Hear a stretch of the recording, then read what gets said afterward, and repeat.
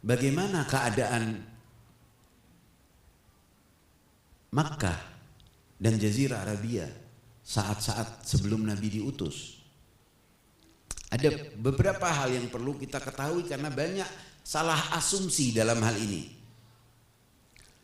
Ada yang bilang Nabi diutus, makanya diutus di Arabia karena jahiliyah. Jadi tidak diutus di negara lain karena jahiliyah. Tadi satu soal penting sudah terjawab, bahwasanya karena di sana adalah tempat rumah Allah pertama. Satu. Kedua ada hal lain. Pemahaman soal jahiliyahnya itu salah. Nabi dan Al-Quran mustahil, tidak mungkin diutus kepada suatu masyarakat yang belum mempunyai kemajuan pemikiran dan pemahaman terhadap bahasa yang luar biasa tinggi jika masyarakatnya belum bisa menerima, belum bisa memahaminya. Jadi jahiliyahnya benar, tetapi bukan dengan asumsi dan gambaran yang banyak seperti dipikirkan oleh banyak orang. Kita melihat masyarakat saat sana berbeda dengan negara-negara lain. Nabi hidup dan diutus, yang mana saat itu ada kedua kekuatan superpower di dunia, yaitu ada Imperium Persia dan ada Kekaisaran Romawi Timur, yang mana mereka lah yang mengelola dan berkuasa di Syam, dan ada imperium yang di Persia, dan masing-masingnya punya anak-anak negara. Yaman masih bersama Persia, mempunyai lobi-lobi sendiri dalam percaturan perpolitik mereka. Dan negara Arab ini dan khususnya Makkah tidak begitu menarik bagi mereka.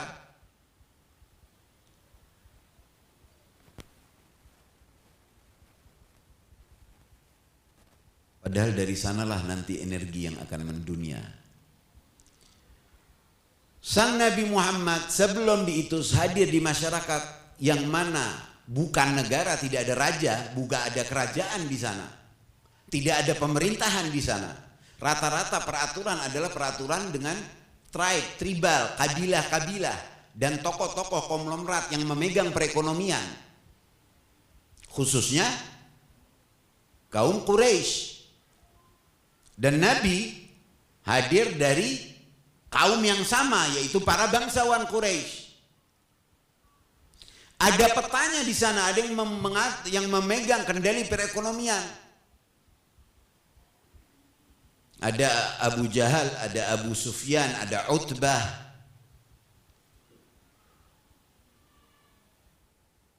Dan para dedengkot-dedengkot yang memegang keamanan. Ada ayah dan datuk-datuk beliau, keluarga Bani Hashim, yang lebih mementingkan untuk menjaga Baitullah. Antum lihat ini. Ada yang menyembah berhala, ada yang politeis, dan ada yang tetap berpegang teguh kepada agama Nabi Allah Ibrahim, seperti Ar-Rasul dan para leluhurnya. Bahkan ada para intelektual yang mau tidak mau kabur keluar dari Makkah karena tidak kuat, karena mayoritasnya sudah dibuat nyembah berhala. Dan bahkan berhala-berhala itu sudah lama masuk ke dalam Ka'bah. Haji rupanya pun juga sudah berbeda. Nah, sang Sayyidil Wujud, sosok Muhammad muda, harus hidup di sana, harus hadir. Dan selama 40 tahun sebelum bi'tsah,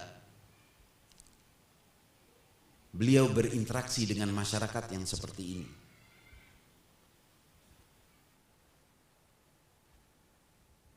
Beliau melihat kemungkaran, hati luar biasa sedih, sering menyendiri, berkhalwat ke Gua Hira, tidak pernah mau bersumpah dengan atas nama Lata dan Uzza. Dan ketika ada orang yang bertanya sama dia dan suruh menjawab demi Lata dan Uzza, beliau tidak mau jawab. Jangan dengan dua nama itu karena nama-nama berhala. Bukti dalam sejarah luar biasa penuh. Tidak perlu kita bahas soal ini, insya Allah sudah lebih jelas daripada lawannya yang ngasih-ngasih syubhat bahwasannya Nabi belum begitu beriman,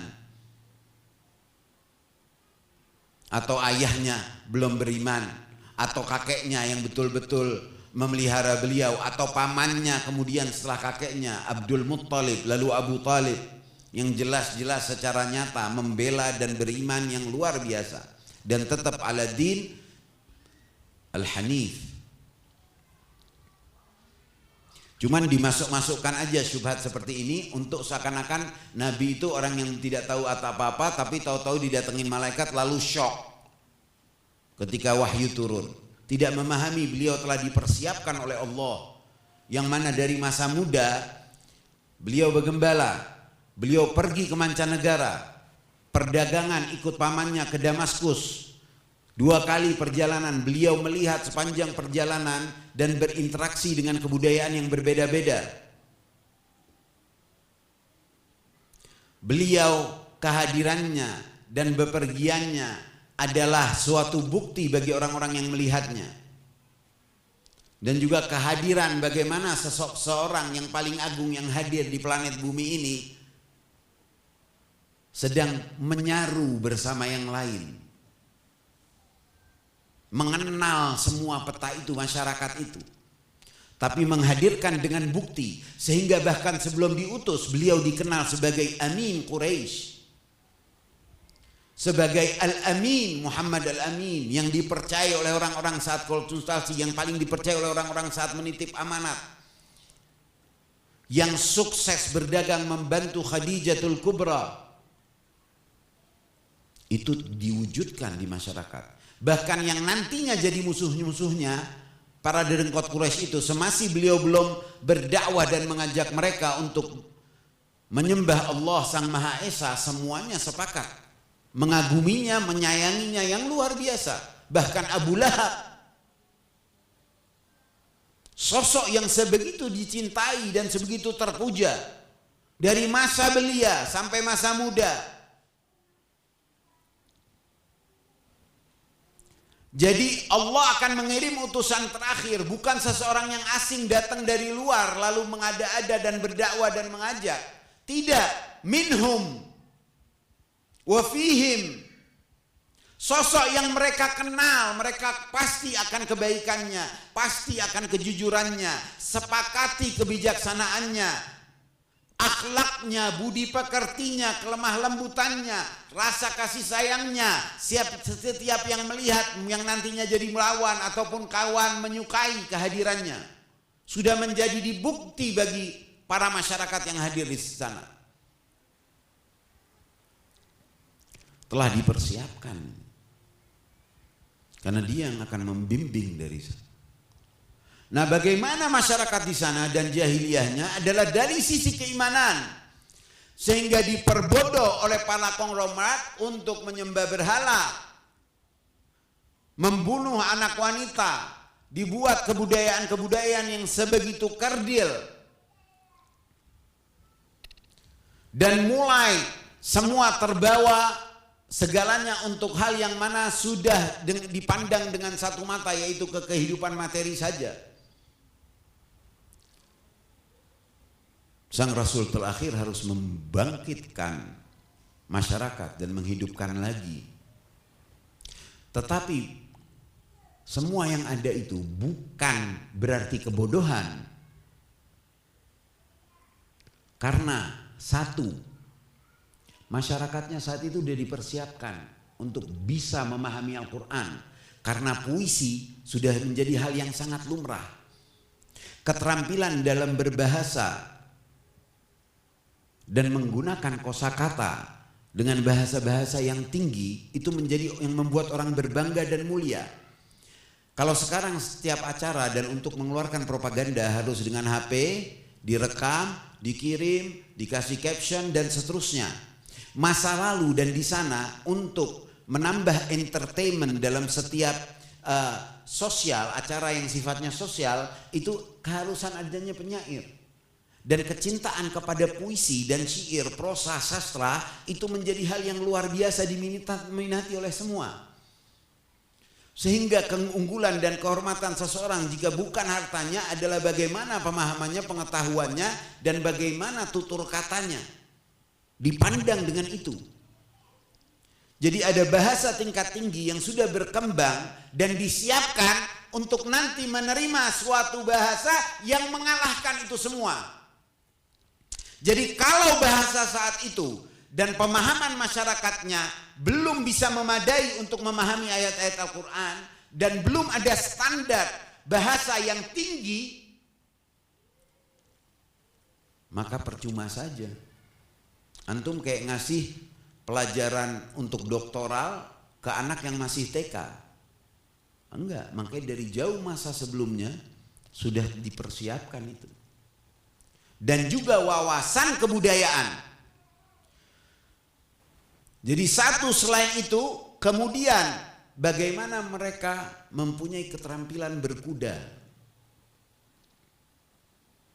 keterampilan memanah, keterampilan berpedang dan bertarung, mengatur strategi ekonomi, mengatur strategi politik, berburu, bukan hanya berburu kambing, bukan hanya berburu rusa, tapi berburu singa. Jadi masyarakat saat itu dipenuhi keterampilan. Kemudian tokoh-tokohnya, terlepas dari urusan benar atau salah, mukmin dan kafir, tetapi banyaknya di sana udah berkembang sosok-sosok yang mempunyai pengetahuan dan ahli politik yang luar biasa. Itu dedengkot yang memerangi Nabi, ahli politik luar biasa. Bukan sembarang. Mereka mempunyai lobby, masing-masingnya mempunyai strategi dalam berdagang dan strategi dalam mengatur relasi dan lobby ke mancanegara. Ada yang ke Eropa, ada yang ke Habasyah, ke Afrika, ke Mesir, ke Ethiopia, Eritrea. Ada yang ke Irak, ada yang ke Damaskus, ada yang ke Persia. Dan bagaimana mereka itu membuat strategi supaya negara mereka tidak dicaplok oleh adik kuasa yang berkuasa di sekitarnya semua itu. Karenanya jangan antum heran ketika ada Raja Abraha dari Afrika ingin menguasai negara itu. Dan itu bukan karena ingin mengeksploitasi harta kekayaan di sana, bukan. Karena ingin menghancurkan Ka'bah, karena tahu ini bakal mendunia nantinya. Dan Rasulullah dengan penuh kesederhanaan menghadirkan semua bukti-bukti Allah sebagai pembimbing sepanjang masa itu sampai sebelum bi'atsa. Jadi ada jahiliyahnya, bukan jahiliyah dari sisi kebodohan, tapi masyarakatnya yang dibodohkan. Sementara keilmuan berkembang, perekonomian Makkah itu menjadi pusat. Jalur sutra semua yang barang aneka produk yang hadir dari Yaman, hadir dari Syam, hadir dari Irak, hadir dari Cina, bahkan sudah sampai ke sana. Dan setiap musim haji dari mancanegara itu hadir berkumpul di Mekah. Dan para dedengkot Quraisy itu, konglomerat Quraisy, mereka adalah tuan rumah yang mengatur event yang luar biasa besar itu dan menghidupkan perekonomian negeri dan masyarakatnya dengan segala pembagian, segala akuntansi dan segala pengaruh dari situ ke mancanegara dan dari mancanegara ke sana. Jadi dari masa muda Nabi pun mengetahui. Makanya kalau ada seorang orientalis sampai menulis buku Muhammad Juru Damai antara dua imperium terbesar dunia, yang mengambil data-data dari bagaimana sejarah yang saat itu.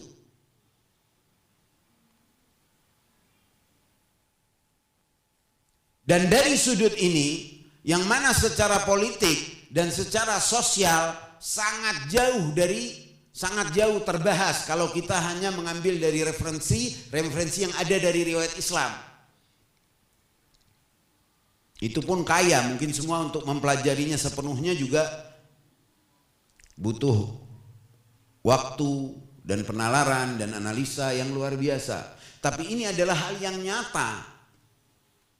Jadi kalau orang muslim sekarang yang cara dakwahnya gampang mudah mensyirikkan orang muslim lainnya atau mengkafirkan orang muslim lainnya, atau dengan cara yang merasa yang paling benar apa pendapatnya dan apa alirannya dan apa kepercayaannya terhadap sesama muslim lain, Maka ini orang yang belum pernah, orang-orang dan kelompok yang tidak pernah mempelajari sejarah Nabi.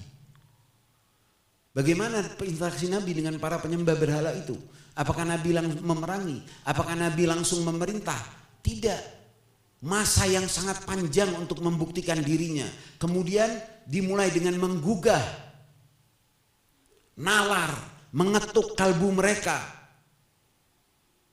Kalau tidak karena dari masa sebelum bi'tsah, maka tidak mungkin dalam kurun 23 tahun dakwah Nabi itu tiba-tiba umat menjadi umat Islam lah yang menjadi mayoritas dengan segala penekanan, pemboikotan dan peperangan-peperangan yang diagresikan oleh kufar Quraisy masa itu.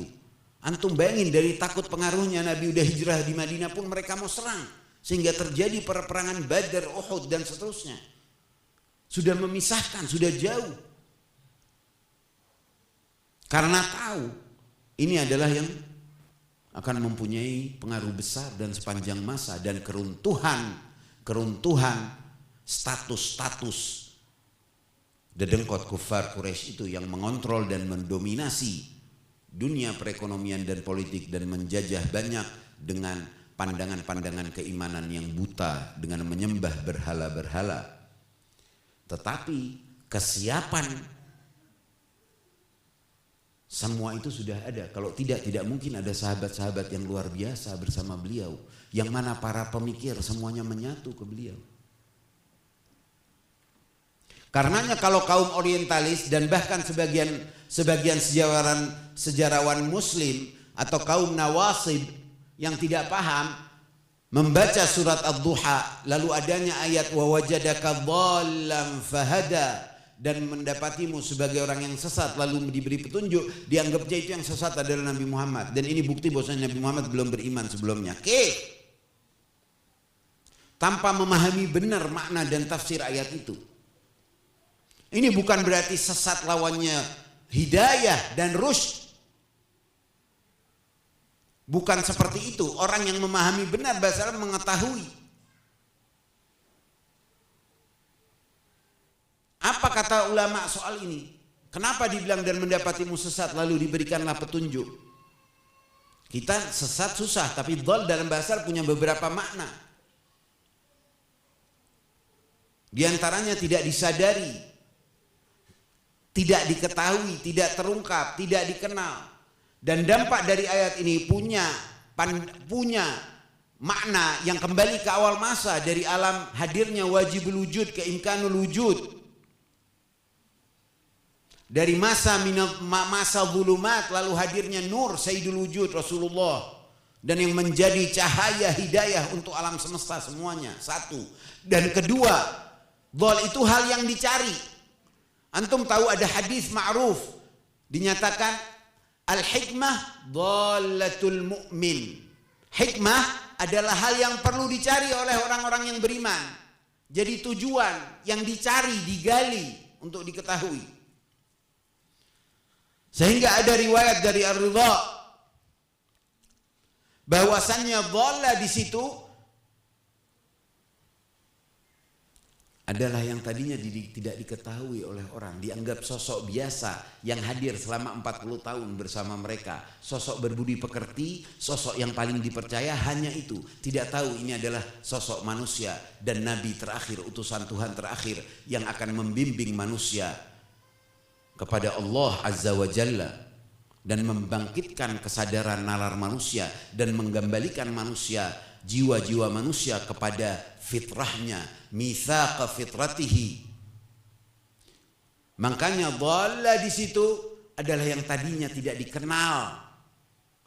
Yatiman wa wajadaka yatiman fa'awa, yakni wahidan, sendiri, tidak diketahui hakikat dirinya, hadir di tengah masyarakat yang percaya luar biasa sama dia, tapi tidak tahu dia disiapkan untuk menjadi apa.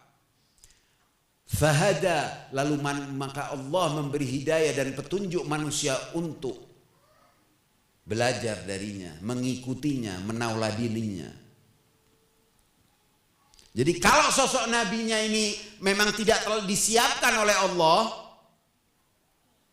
makanya antik. Ketika hari bi'tsah datang, kita mendapat riwayat-riwayat Israiliyat bahwasanya Nabi terlalu ketakutan, Nabi setelah turunnya wahyu Nabi mau lompat dari gunung. Jadi seakan gak aneh kalau dianggap beliau belum beriman dan beliau tidak mengetahui bahwasanya beliau adalah utusan Tuhan yang disiapkan untuk membawa ajaran agama yang paling universal di muka bumi. Karenanya bagi orang yang memahami riwayat-riwayat itu jelas riwayat-riwayat yang tertolak.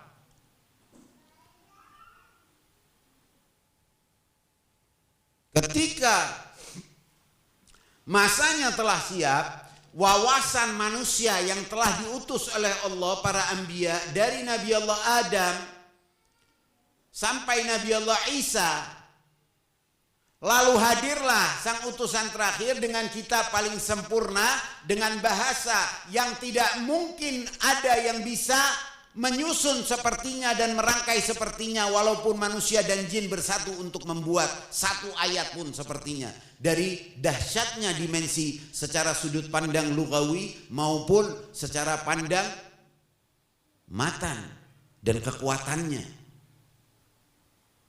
Karenanya masyarakat saat itu telah dipersiapkan dengan puisi-puisi sebelumnya untuk memahami bahasa. Ada standar bahasa yang tinggi sebelum hadirnya bahasa mu'jizah, yang mana apa? Yu'jiz, menghancurkan, meluluh lantahkan semua ketinggian pemahaman dalam bahasa dan tutur kata yang mereka miliki. Sehingga ketika ayat-ayat itu hadir, mereka harus menguping, menikmati dan ekstase ketika mendengar ayat-ayat Al-Quran dilantunkan.